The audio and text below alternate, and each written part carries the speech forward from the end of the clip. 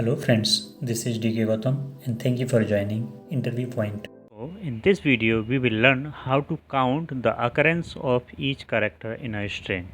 Okay, so this program I am going to write in C# language. So guys, suppose if someone will give you one string like this interview, so we have to find out the occurrence of each character. So I occurrence is 2 here and here, n occurrence is 1, t occurrence is 1, e occurrence is 2, r occurrence is 1, v occurrence is 1 and w occurrence is 1. So like this. So let me open my Visual Studio here.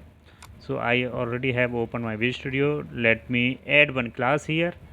In the console application, go to the add new item, or you can directly add a class here. Okay, so I will write my logic here, find occurrence. So this is nothing but it's a class name. Okay guys, so I will write my logic in this class. So let me add one main method inside this class. So svm double tap static void main. So inside the main method I need to write my logic. Okay, so first I have to create one string variable, that is str. Okay guys, so str, let me assign one string here, interview point. Okay, so this is my string here and I have assigned the value for str variable. Okay, so guys, we need one dictionary object to store our character and the occurrence of that. So we have to create one dictionary object. So to create a dictionary object, we have to provide that t key. Key is nothing but the type of key and value. Okay, so I need character type. Okay, because I want to find out the occurrence of each character, so we need character, and also the value will be into the integer. Okay, like this. So I is a character, 2 is an integer number, so like this. Okay, and then we have to provide one name here. So suppose char count, we can provide the name, any name here. So I will give the meaningful name here, char count. Okay guys, is equal to new. So I don't know why it is providing 2 times n, new dictionary, and provide the same thing here, character and integer, and then semicolon. Okay guys, now we need for each loop here. So I am going to use here for each loop. So for each here, what I have to do here, we have to create one variable, is its type of var. So character, character in str is nothing but this is string. Okay guys, so this loop is very important for us. So I have to write another condition inside this loop. So first we check this is the character of this string, the first character of this string, or we can say the character that we are checking is not equal to empty space. Is like character is nothing but this variable name, this one will not be empty. So what we can say, not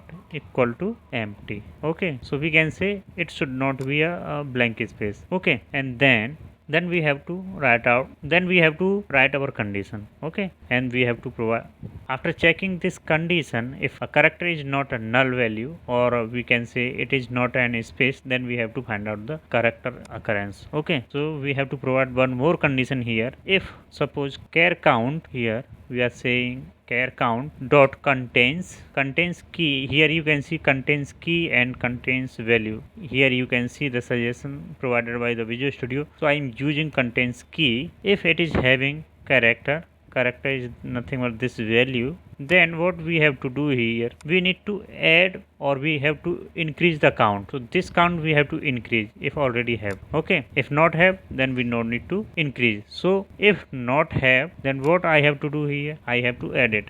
So char count dot add, we need to add that into a dictionary. So to add, what I have to provide here, character, and the value of this character will be, first time will be 1. Okay guys, so this I need to do here. If it is already exist, the character is already exist, then what we have to do is else. In the else part, what I have to do is we have to add the character count, or we can say we need to increase the character count. So char count, we have to add character here. We need to check this character, and what we have to do is we just need to increase the value. So that's why I'm providing plus plus. Okay, or we can say, we can also write like this, plus 1. Okay, then we have to use the equal operator and then +1. Okay guys, so I'm just using the shorthand conditions here. After this for each loop, what I have to do is I need to run it to check the, or we can say to show the output to the user. Okay, so what I have to do is I need to use for each loop again, okay, to print the all the characters. So we can say where, and we can say character in char count. Okay, char count is our dictionary object. Now what I have to do is I just need to print, so console.writeLine, and then we here what I have to do is in the 0, we can say in the 0 position and provide in the first position. And what I have to provide in the 0 position, we have to provide the key, so we can see character dot key. Okay, and then in the first position what we have to provide, char dot value. Okay guys, character dot value. Okay, so our program logic is done. Now what I have to do is here, so I just need to write console dot read line. Okay, now my program is done. In the console app we have to select the startup object, that is the find occurrence. Okay, and now we have to run it. You can take this input from the user. If you are suppose sometimes you will get an string like into the camel case and other than that, so what you have to Convert do your string in lower case. now you can say I is 3 times, n is 2 times, t is 2 times, e is 2 times, interview point. You will get your output like this. Suppose if I will say here, if I will not provide point here, then you can say the output should match that I have shown you in the starting. You can say I and T E R V W. So I and E is 2 times, I and E is 2 times. Okay guys, I 2 times and E 2 times. Now you can say, okay, so our output is as expected. Okay guys, so I hope you understand this video. So first we are checking this character is not null, or we can say it should not have any space. Then we have to run our logic. Okay, if the provided character is not empty space, then we have to run our logic here. Then first we are checking here if the content key should not be like, if it is not exist, then what we have to do, then we are adding into the character count.